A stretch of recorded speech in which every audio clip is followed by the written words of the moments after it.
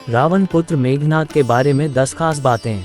1. मेघनाद का जन्म। मेघनाद रावण और मंदोदरी का सबसे ज्येष्ठ पुत्र था। क्योंकि रावण एक बहुत बड़ा ज्योतिष भी था जिसे एक ऐसा पुत्र चाहिए था जो कि महाबलशाली और महाप्रतापी हो, इसलिए उसने सभी ग्रहों को अपने पुत्र की जन्म कुंडली के 11वें स्थान पर रख दिया। परंतु रावण की प्रवृत्ति से परिचित शनिदेव 11वें स्थान से 12वें स्थान पर आ गए, जिससे रावण को मनवांछित पुत्र प्राप्त नहीं हो सका। इस बात से क्रोधित रावण ने शनिदेव के पैर पर प्रहार किया था। वाल्मीकि द्वारा रचित रामायण के अनुसार जब मेघनाद का जन्म हुआ तो वह सामान्य शिशुओं की तरह रोया नहीं था, बल्कि उसके मुंह से बिजली की कड़कने की आवाज सुनाई दी थी। यही कारण था कि रावण ने अपने इस पुत्र का नाम मेघनाद रखा। 2. मेघनाद का परिवार। मेघनाद की पत्नी का नाम सुलोचना और पुत्र का नाम अक्षय कुमार था। हनुमान जी ने अक्षय कुमार का अशोक वाटिका में वध कर दिया था। कहते हैं कि इसकी एक और पत्नी थी जिसका नाम नागकन्हा था, जो पाताल के राजा शेषनाग की पुत्री थी। 3. स्वर्ग विजयी। मेघनाद अपने पिता की तरह स्वर्ग विजयी था। उसने इंद्र को पराजित कर दिया था। इंद्र को परास्त करने के कारण ही ब्रह्मा जी ने इसका नाम इंद्रजीत रखा था। मेघनाद का मूल नाम घननाद था, लेकिन इंद्र को हराने के बाद उसे इंद्रजीत, वासिवजीत, शक्रजीत इंद्र कहा गया। 4. ब्रह्मा का वरदान। बंधक इंद्र को छुड़ाने के लिए जब ब्रह्मा ने आज्ञा दी तो मेघनाद ने इंद्र को बंधन मुक्त कर दिया था। इस पर ब्रह्मा ने कहा, वरदान मांगो। तब मेघनाद ने अमरता का वर मांगा, लेकिन ब्रह्मा ने कहा कि ये देने संभव नहीं, लेकिन उन्होंने इसके समान ही वर जरूर दिया। वर अनुसार अपनी कुल देवी प्रत्यांगिरा के यज्ञ के दौरान मेघनाद को स्वयं त्रिदेव नहीं हरा सकते और नहीं मार सकते थे। 5. मेघनाद के गुरु। मेघनाद ने शुक्राचार्य और साक्षात महादेव से शिक्षा प्राप्त की थी।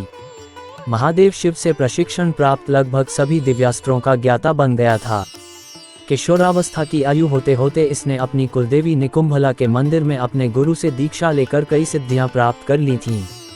जब मेघनाद युवा अवस्था में पहुंचा तो उसने कठिन तपस्या के बल पर संसार के 3 सबसे घातक अस्त्र ब्रह्मास्त्र, पाशुपतास्त्र और वैष्णव अस्त्र प्राप्त कर लिए थे। 6. अतिमहारथी योद्धा। आदिकाल से अब तक यही एकमात्र ऐसा योद्धा है जिसे अतिमहारथी की उपाधि दी गई है। इसका नाम उन योद्धाओं में लिया जाता है जो ब्रह्मांड अस्त्र, वैष्णव अस्त्र तथा पाशुपात अस्त्र के धारक कहे जाते हैं। इसने अपने गुरु शुक्राचार्य के सानिध्य में रहकर तथा त्रिदेवों द्वारा कई अस्त्र शस्त्र एकत्र किए थे। स्वर्ग में देवताओं को हराकर उनके अस्त्र शस्त्र पर भी अधिकार कर लिया था। 7. पितृभक्त मेघनाद। मेघनाद पितृभक्त पुत्र था। उसे यह पता था कि राम स्वयं भगवान है, फिर भी उसने पिता का साथ नहीं छोड़ा। जब उसकी मां मंदोदरी ने उसे यह कहा कि इंसान मुक्ति की तरफ अकेले जाता है, तब उसने कहा कि पिता को ठुकराकर अगर मुझे मोक्ष या स्वर्ग भी मिले तो मैं ठुकरा दूंगा। 8. मृत्यु का कारण। अपने विशिष्ट रथ पर अत्यधिक निर्भरता। अगस्त्य द्वारा बनाए गए कुछ नए दिव्यास्त्रों जैसे सूर्यास्त्र, इंद्रास्त्र आदि से अनभिज्ञता जो उसकी पराजय और मृत्यु का कारण बनी। 9. मेघनाद का वध। कुंभकर्ण के वध के बाद मेघनाद युद्ध में उतरा। पहले दिन के युद्ध में उसने सुग्रीव की पूरी सेना को हिला डाला। राम और लक्ष्मण भी उसकी मायावी शक्ति के सामने बेबस हो चले थे, क्योंकि उसने अपनी कुलदेवी का यज्ञ प्रारंभ करके ही युद्ध घोष किया था, जिसके प्रभाव से उसका रथ अदृश्य हो जाता था।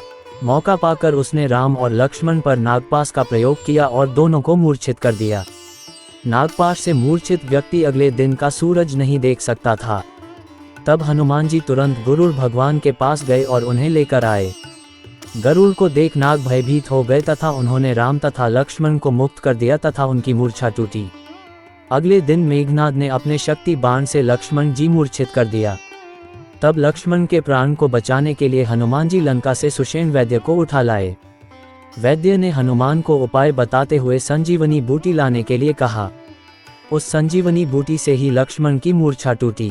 तीसरे दिन विभीषण के कहने पर लक्ष्मण वहां जा पहुंचे जहां मेघनाद कुलदेवी का यज्ञ करवा रहा था। यज्ञ में कुलदेवी की पूजा करते समय हथियार उठने की मनाही थी, परंतु फिर भी वहां रखे यज्ञ पात्रों की सहायता से मेघनाद लक्ष्मण से बचते हुए सकुशल लंका पहुंच गया। चौथे दिन मेघनाद को लक्ष्मण ने वीरगति को प्राप्त कर दिया। इसी युद्ध में लक्ष्मण के घातक बाणों से मेघनाद मारा गया।